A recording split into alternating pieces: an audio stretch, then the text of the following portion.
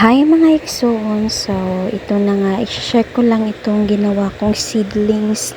Ito po ay mga sunflowers. So, ayan po, may mga iilan na pong tumubo.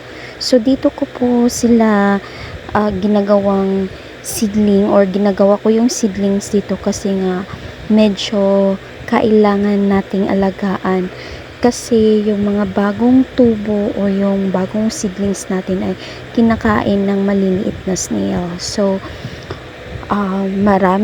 alam ko marami sa atin, lalo na yung mga mamshis dyan na mga plantitas, mahilig po tayong magtanim kasi po nakakawala ng stress ang pagtatanim ng mga bulaklak, lalo na pag nakikita nating tumutubo ito.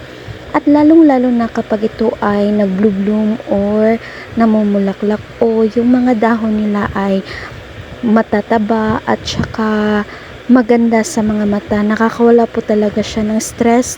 Nakakatulong siya sa kapaligiran at kahit po sa oxygen na nilalanghap natin ay nakakawala po talaga ng stress. So, ito po, binubunot ko po siya kasi ililipat po natin ito sa mga lugar na pwede silang tumubo na yung komportable yung mga bulaklak natin. So, ito po, sila po yung pwede sa loob ng bahay. Hindi ko pa po alam kung anong mga bulaklak na ito, pero i-research po natin. Ito naman ay nag-try po akong ipasok sa loob ng bahay pero namamatay po ang kanyang dahon. So, kailangan niya po ng sikat ng araw. At ito na nga po ay the other day, naglipat na po ako ng seedlings ng sunflower. So, gusto ko po kasi na yung bahay, shout out sa Miming.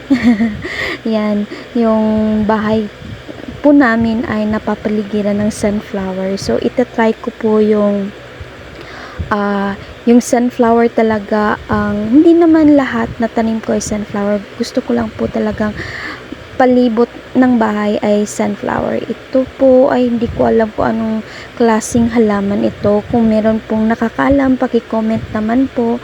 So, kulay po niyan ay magenta. Yan po, parang violet na parang red na parang purple. So, yan po. Tara po, itanim po natin ito sa ibang bahagi ng aking taniman. So, yan na nga. May mga seedlings pa po na hindi tumubo, pero ito po ay itatanim po natin. So, hindi po lahat ay tutubo kasi po kailangan po siyang bantayan. Napaka-sensitive po niyan. So, itatanim ko po dito sa bandang bahagi. Ilang beses na po akong nagtanim dito banda. Kaso, hindi po siya tumutubo. Kasi po, may mga hayop na pumupunta dito sa garden ko. Manok, pato, hindi naman po amin. So, minsan, naaano ko po yung mga halaman ko. Pero minsan, pag nasa loob lang ako ng bahay, hindi ko na po sila nakikita na ayan na po, kinakain na po yung mga halaman ko. So, may mga aso din po, tsaka pusa na hindi ko alam kung anong ginagawa nila dito sa garden ko, pero naaapakan nila, minsan nahihigaan. Siguro komportable lang sila dito sa garden ko.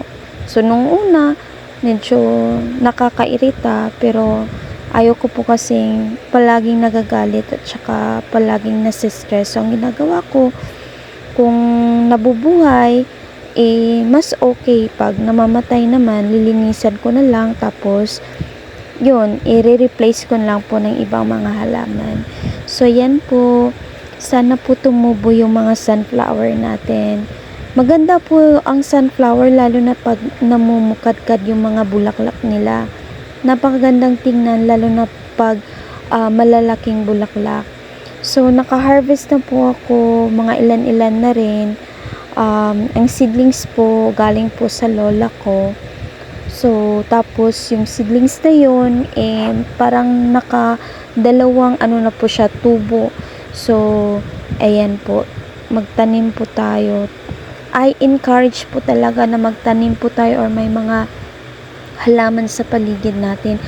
kahit na sa mismong city na talaga o masasabi natin walang space kagaya dito sa amin na may space talaga, pwede naman po magtanim sa mga sirang balde, yung mga lata, ayan po, taniman po natin. Nakakaganda po talaga ng vibes at saka nakakatulong po pampawala ng stress.